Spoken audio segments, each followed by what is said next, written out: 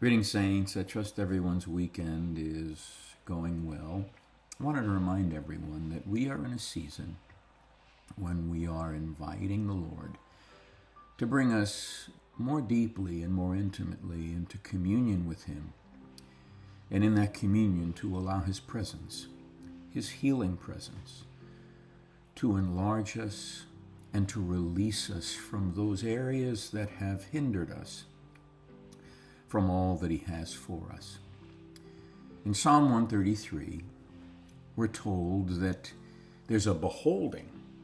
Behold how good and how pleasant it is for brothers and sisters to dwell together in unity. It begins with behold. The psalmist says, behold. Now, we've been talking about the practice of beholding for the last number of months, and so there's this quality of attention that the psalmist is endeavoring to remind the saints about in relationship to being able to palpably and tangibly see what unity is like, because there's a goodness to it. There's a moral goodness, there's an ethical goodness, there's a reverent goodness to it, which leads to the pleasantness of what we would call the beauty of holiness.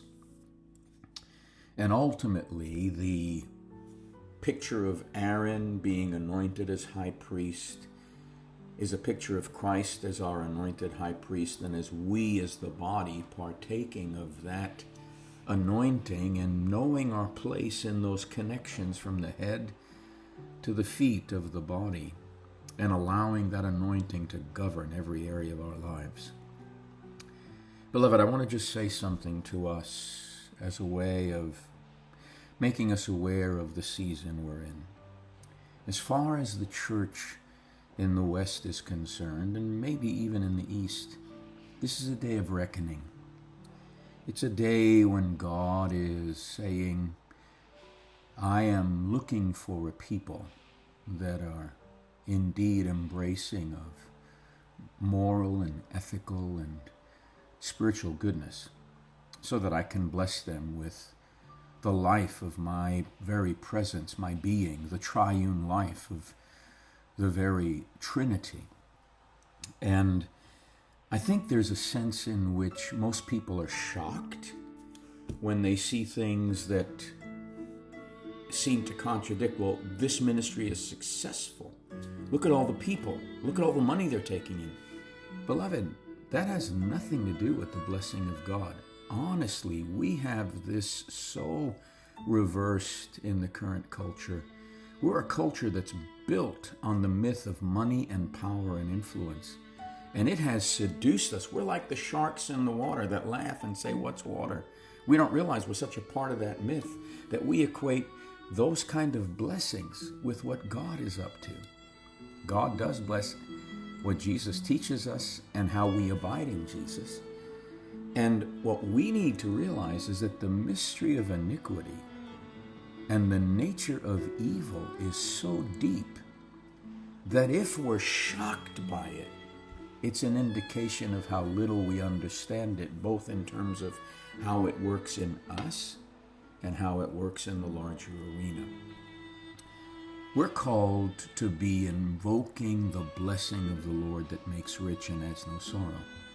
But to utter His name requires that our character and our life be congruent with the character and the life of Jesus, because we can't imitate Jesus. We partake and participate in His nature, because our nature apart from Him is a mess. Jesus said, apart from me, you can do nothing. And so as we consider the day in which we live, let's stay low to the ground and stay at the foot of the cross, which is the throne of God. Let's allow God to bless us in humility, without hypocrisy, in integrity with authenticity, so that the oil can flow from the head, who is Christ, who was anointed at that place where the crown of thorns was placed on Him, all the way to the feet of the body, where we walk, and the places we tread, and the lives we touch with the wounded hands of Jesus. May God command his blessing that makes rich and adds no sorrow.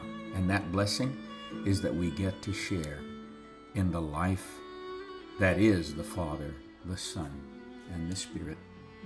Let's have a great weekend, and let's embrace Christ's healing presence all the way to the depths of our being where we need healing the most.